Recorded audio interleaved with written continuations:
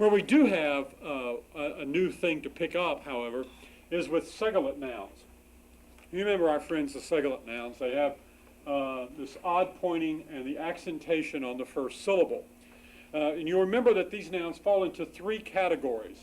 The so-called A-class segolates, like melek, the so-called E or I-class segolates, like sefer, or the OU class, like boker. Now you're probably thinking, why do we call melek an A-class when it's pointed with segols? Well, the fact is that I think we may have mentioned when we were introducing these, that all of these nouns were at an earlier stage in the Hebrew language, the pre-written stage that we have. These were monosyllabic nouns, and they were marked differently. So melek was a monosyllabic noun with a pathak. Its original, or at least earlier form, was malk, M-A-L-K, malk, all one syllable. So this would be a silent schwa, not a vocal schwa. We know that, as you'll see in just a moment.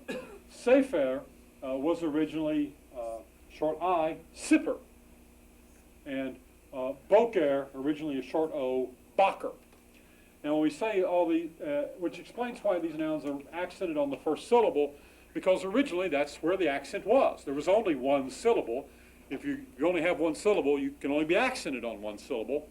And then as a result of the development of these words later on, they developed this helping vowel in the second position that makes them appear to be two syllables, makes them two syllables, at least in biblical Hebrew, but they retain their original accent. Now all of this comes into play a bit when we get to the formation of the segolate, at least in the segolate plural.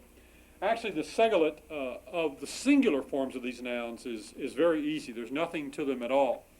All that happens to these nouns essentially is that they lose their accent.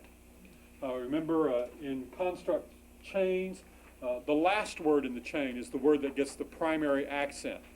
And so what happens to melek, I'm going to put my kaf there just to indicate that this word is in the construct, even though, as you learned this morning, they don't always have to have this makaf. So what happens